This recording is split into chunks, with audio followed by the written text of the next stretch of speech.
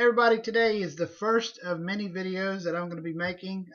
Today I'm going to give you 10 real estate tips for 2013.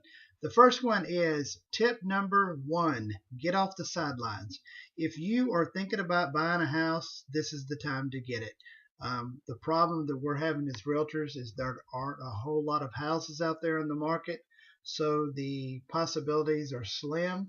If you're thinking about selling, there's a pretty high chance that you will get a multiple offer on your house.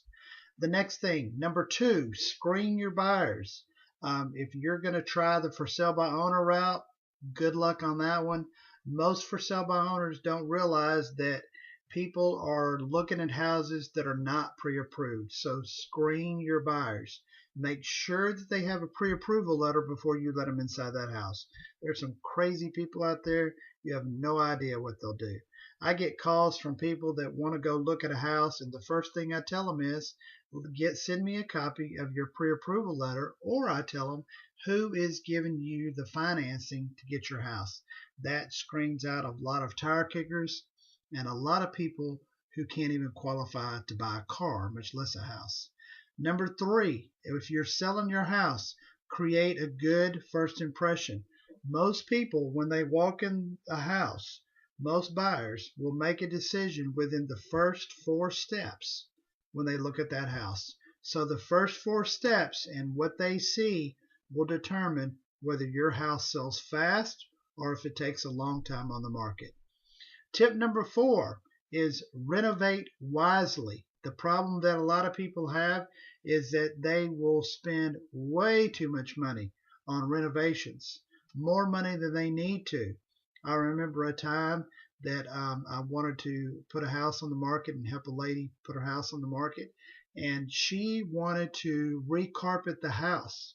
And I said, well, before you do that, let's clean the carpets, put it on the market, and see what kind of response we get. If people say that they don't like the house because of the carpet, then you can address it at that time. A week later, she got a full price offer.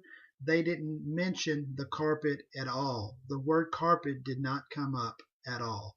So even though it was a big factor for her, to most people, you never know what they're going to do. So wait before you start spending a lot of money on renovations. The next thing is build your team wisely. And when I say team, get a list of good inspectors, good appraisers, a good title company, people that do repair. I'm going to give you several examples. There's inspectors that I know that you can call them up and they will take weeks before they get out there. The list of inspectors that I have on my website are highly recommended. They will return calls the same day, and they also give you a report that goes to you, the buyer, and to me, the realtor. So everybody gets a report, they take pictures, and they will walk you through the whole inspection and tell you what recommendations they have if it were their house. The appraiser, the bad part about appraisal process now is that the lender does not get to pick the appraiser. The appraiser is picked by the mortgage company, the people that are given the money for the loan. So good luck on the appraiser.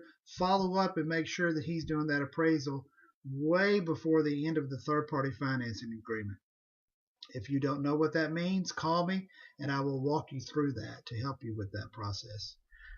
Tip number 6, don't let your heart determine how much to put the price on the house.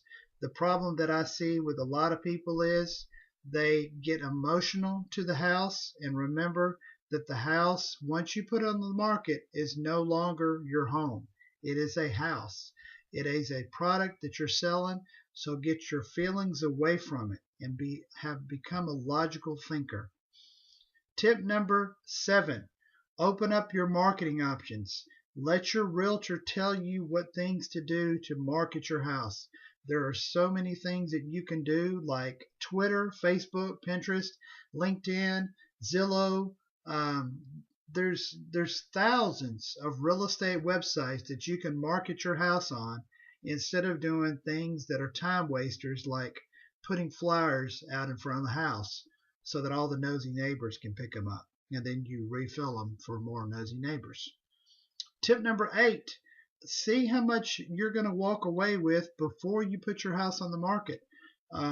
There's nothing worse than putting your house on the market and find out at closing that you're going to make $10 profit on the sale of that house.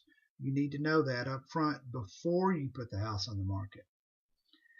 Tip number 9, work your ground game. If you're looking for a house, find out what the neighborhood is like. Run a check on sexual predators. There's a lot of websites that you can go to, find out where the local churches are or shopping. Do some research before you jump into a house. Don't just make an offer on a house because you loved it within those first 4 steps. Put some logic into it, and that's what a realtor is going to do. He's going to help you be logical with the purchase so that you don't make a bad emotional decision. And tip number 9, leave nothing to chance. When you're trying to sell your house, before you leave, make sure the faucets are off. Turn the lights on so that your buyers can look at a house and see every room. I tell my sellers, when you leave the house, make sure every light that has a light bulb is on, and that's going to be the entire house. If you think about when you look at model homes, you see that they have every light on in the entire house. I think the thing that bothers me the most is when I'm showing buyers houses and they have the entire house is dark, and you got to go around turning lights on, which is no big deal. I mean, I can turn on the light. I do it every day. In my house, I end up turning lights off more than I turn them on. But turn the lights, leave the lights on so that when people look at the house, it's already lit up and ready to go. Okay, well, that's my 10 steps for real estate. If you have any questions, give me a call, 972-679-9029.